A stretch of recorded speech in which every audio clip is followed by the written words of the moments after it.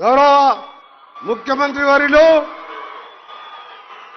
మన ప్రియతమ నాయకులు రేవంత్ రెడ్డి గారికి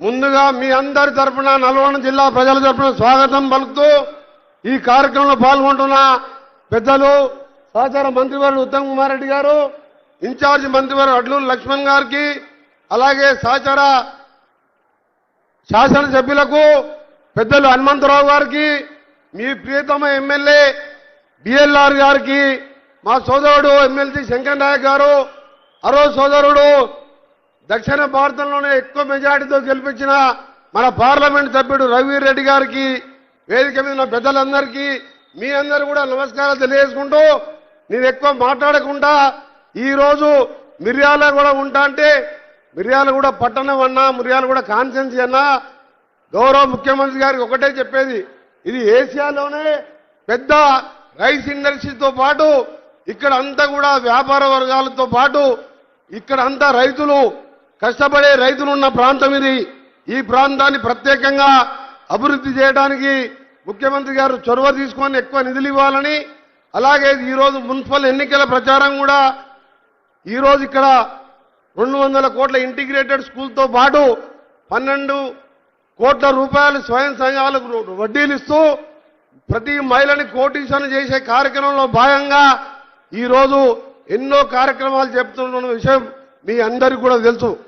అందుకనే సోదరులారా, ఈరోజు ఒకటే ఆలోచించుకోవాలి, గత 10 సంవత్సరాల పాలన ఏ విధంగా ఉంది, 26 మాసాల పాలన ఏ విధంగా ఉంది.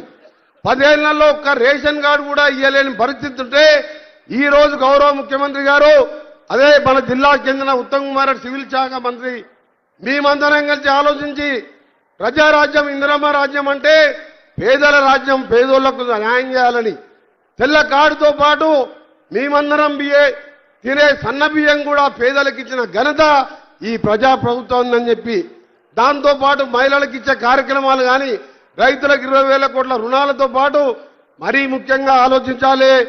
ఈరోజు 20,000 కోట్లతోని యంగ్ ఇండియా ఇంటిగ్రేటెడ్ స్కూల్స్ కట్టి పేదవాడు ప్రతి ఒక్కరు కూడా విద్యతోనే అభివృద్ధి సాధ్యమని నమ్మి ఇవాళ 20,000 కోట్లతోని స్కూల్స్ కట్టిస్తూ ముందుకు పోతున్న ఈ సందర్భంలో ముఖ్యమంత్రి గారు మనందరం కూడా ఈ ప్రభుత్వానికి వెనుదన్నుగా ఉండాలని ఒక చిన్న విషయం మీ అందరికీ కూడా, ఈ ఎన్నికలు పేద ప్రజలకు సంబంధించిన ఎన్నికలు ఇది ఇవాళ ముఖ్యమంత్రి గారికో నాకో ఉత్తమ్ కుమార్ రెడ్డి గారికో పదవి కాదు, ఇంకా 3 ఏళ్ళు ఉంటాం, ఆ తర్వాత మళ్ళా గెలిపిస్తారు మీరు 5 ఏళ్ళు.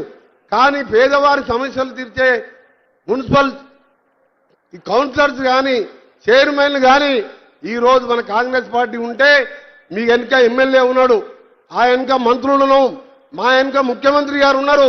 తప్పక మిర్యాలు కూడా ఒక పారిశ్రామికంగా రైస్ ఇండస్ట్రీతో పాటు పెద్ద పట్టణం కాబట్టి మీరందరూ కూడా కాంగ్రెస్ పార్టీ అభ్యర్థులని 48 మందికి మెజార్టీ అభ్యర్థి గెలిపించాలని. మరొక విషయం చెప్తాను, ఈ మధ్యలో ఒక జాతిపిత అని వెళ్ళిండు ఒక ఆయన జాతిపిత తెలంగాణ ఎవరిచ్చిండు? సోనియా గాంధీ. సోనియా గాంధీ దేవత అని చెప్పి ఆయన అన్నాడు. తెలంగాణ ప్రజలందరికీ తెలుసు. ఆయన మాట్లాడుతున్న ఒకటే, తెలంగాణ కోసం ఆయన చేసినట్టు. జాతిపిత అంటే తెలంగాణ కోసం మంత్రి పదవి వదిలిపెట్టిన నేను కూడా జాతిపిత అని ఎప్పుడైనా చెప్పుకున్నాను నేను? ఎవ్వరు కాదు జాతిపితలు. సోనియా గాంధీ తెలంగాణ దేవత అయితే 1100 మంది అమరులు, శ్రీకాంతాచారి నల్గొండ ముద్దుబిడ్డ, కానిస్టేబుల్ కృష్ణయ్య, ఇషాన్ రెడ్డి, యాదయ్య 1100 మంది ఇలా స్వర్గంలో ఉండి వాళ్ళు సాధించిన తెలంగాణ 4 కోట్ల ప్రజలు. ఆయన జాతిపిత అంట, దాంతో ఆయన ఏదో సెంటిమెంట్గా మాట్లాడుతున్నాడు. ఎవ్వరు జాతిపిత కాదు. సోనియా గాంధీ తెలంగాణ ఇచ్చిన దేవత. కాంగ్రెస్ పార్టీ చిరస్థాయిగా 20 సంవత్సరాలు ఇంకా కూడా మనమే కాంగ్రెస్ పార్టీ అధికారంలో ఉంటాం. మన సమస్యలన్నీ కూడా పరిష్కరించుకుందాం. ఉమ్మడి నల్గొండ జిల్లాలో 18 స్థానాలు గెలిపించి ముఖ్యమంత్రిగా భగవంతుగా ఇస్తామని మొట్టమొదటి పర్యటన మన జిల్లాకే వచ్చినందుకు వారికి ధన్యవాదాలు తెలియజేసుకుంటూ సెలవు తీసుకుంటున్నా.